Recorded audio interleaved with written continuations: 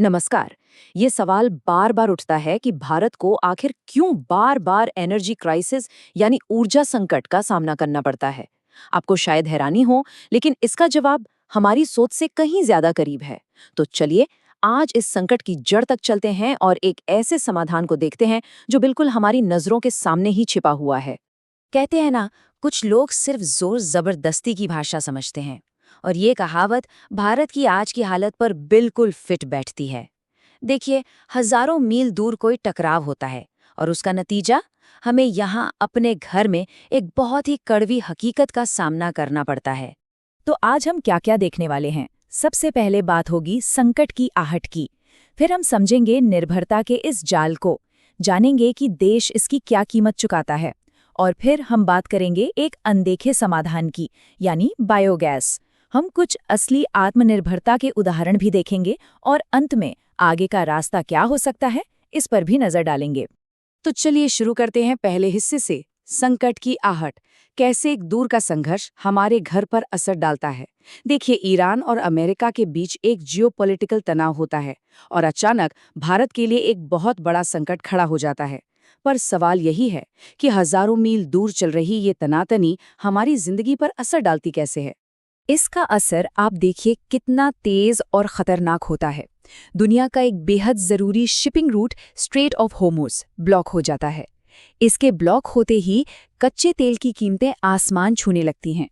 उधर Qatar natural gas का production रोक देता है और इसका सीधा नतीजा, एक्सपर्ट्स कहते हैं कि भारत की इकोनॉमी 1% तक सिकुड़ सकती है। और तो और कई इंडस्ट्रीज तो पूरी तरह से बंद होने की कगार पर आ सकती हैं। लेकिन एक मिनट रुकिए, क्या ये सब सिर्फ हमारी बुरी किस्मत है? नहीं, बिल्कुल नहीं। ये जो संकट है ना, ये तो बस एक लक्षण है, एक बहुत गहरी, बहुत पुरानी समस्या का। एक ऐसी प्रॉब्लम जिसे हम दशकों से जानते बूझते हुए नजरअंदाज करते आ रहे हैं। और उस समस्या की जड़ है ये एक नंबर, 85%। जी हाँ, भारत अपनी तेल की जरूरत का 85% हिस्सा इंपोर्ट करता है, यानी बाहर से मंगाता है। और जानते हैं सबसे चिंता की बात क्या है? ये आंकड़ा सालों से बदला ही नहीं है। यही हमारी सबसे बड़ी कमजोरी है। हमारी एनर्जी सिक्योरिटी पूरी तरह से दूसरे देशों के रहमो करम पर है। और ऐसा नहीं है कि ये पहली बार हो रहा है। जरा इतिहास उठाकर देखिए, ये कहानी बार बार दोहराई गई है। 1991 याद है, जब हमारे पास सिर्फ 19-20 दिन के इंपोर्ट के लिए फॉरेन रिजर्व बचा था। फिर 2000 के दशक में भी तेल के कई झटके लगे। और आज भी वही हो रहा है। रिजर्व बैंक रुपए को बचाने के लिए डॉलर बेच रहा है। ये साइकिल बार बार घूम के वहीं आ जाता है, क्योंकि जो असल जड़ है इंपोर्ट पर हमारी निर्भरता, वो आज भी वैसी की वैसी ही है। अब ये जो बड़ी बड़ी आर्थिक बातें हैं ना, ये सिर्फ अखबारों की हेडलाइन बनकर नहीं रह जाती। इनका असर सीधा हमारे कारखानों तक, हमारी फैक्ट्रियों तक और यहाँ तक कि हमारी रसोई तक पहुँचता है। जरा जमीनी हकीकत देखिए। गुजरात का जो मोरबी सिरेमिक क्लस्टर है, जो 75,000 करोड़ का एक्सपोर्ट करता है, वो पूरा का पूरा ठप पड़ गया। टेक्सटाइल इंडस्ट्री को देखिए, कच्चे माल जैसे प्लास्टिक और पॉलीमर की कीमतें डबल ट्रिपल हो गईं, तो सारे ऑर्डर रुक गए। और सोचिए, जब इंडियन ऑयल इंडस्ट्रियल फ्यूल को 25% महंगा कर देता है, तो इसका असर किस पर नहीं पड़ता होगा? हर छोटे बड़े बिजनेस की कमर टूट जाती है। और ये असर आखिर में हम सब तक पहुंचता ही है। सड़क किनारे मिलने वाला जो सैंडविच पहले 50 रुपए का था, वो अब 80 का हो गया है। रेस्टोरेंट्स में अब बिल में एक अलग से एलपीजी चार्ज जुड़ने लगा है। मतलब साफ है, ये एनर्जी क्राइसिस सीधा हमारी जेब पर असर डाल रहा है। तो ये तो थी संकट की अंधेरी तस्वीर। लेकिन कहते हैं ना, हर अंधेरी रात के बाद सुबह होती है। चलिए अब इस पूरी बातचीत का रुख एक ऐसे हल की तरफ मोड़ते हैं जो बहुत ताकतवर है, हमारे पास मौजूद है, और सबसे बड़ी बात, पूरी तरह से भारतीय है। तो आखिर ये बायोगैस है क्या? बहुत ही सिंपल सी चीज है। ये दरअसल कचरे को खजाने में बदलने का एक तरीका है।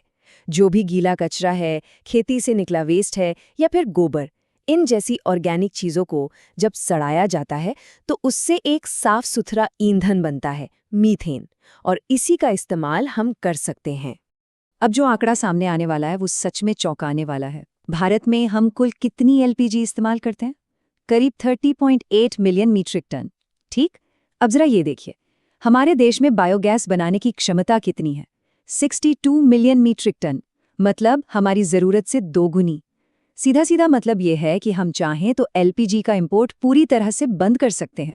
और हाँ, ये सिर्फ कोई कागजी बातें या थ्योरी नहीं है। पूरे भारत में ऐसे कई लोग और कई समुदाय हैं जो ये साबित कर चुके हैं कि ये समाधान वाकई में काम करता है। चलिए कुछ ऐसे ही असली उदाहरण देखते हैं। शुरुआत करते हैं एक शहर से, कर्नाटक के बैंगलोर से।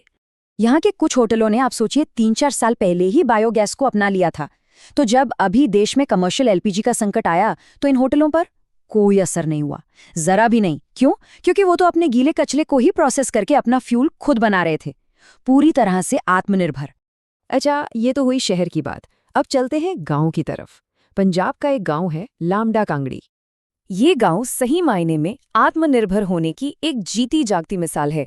जानते हैं क्यों? क्योंकि इस गांव में पिछले 10 साल से एक भी एलपीजी सिलेंडर इस्तेमाल नहीं हुआ है। जी, 10 साल से। यहाँ एक कम्युनिटी प्लांट लगा है जो गांव के सारे गोबर को प्रोसेस करता है।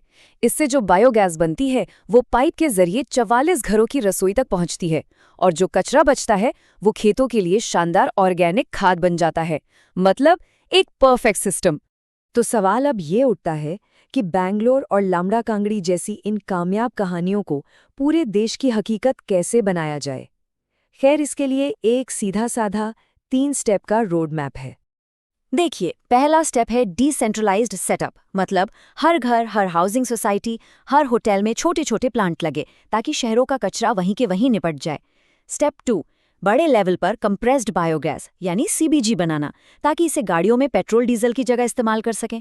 और तीसरा और आखिरी स्टेप, इस बायोगैस को सीधे हमारे मौजूदा पीएनजी यानी पाइप्ड नेचुरल गैस के नेटवर्क से जोड़ देना, ताकि ये आसानी से घरों तक पहुंच सके। अब सच तो ये है कि इस दिशा में काम थोड़ा धीमा रहा है। 2018 में जो सतत स्कीम शुरू हुई थी वो अपने 5000 प्लांट के टारगेट में से अब तक सिर्फ 13-32 ही बना पाई है। लेकिन एक अच्छी खबर भी है।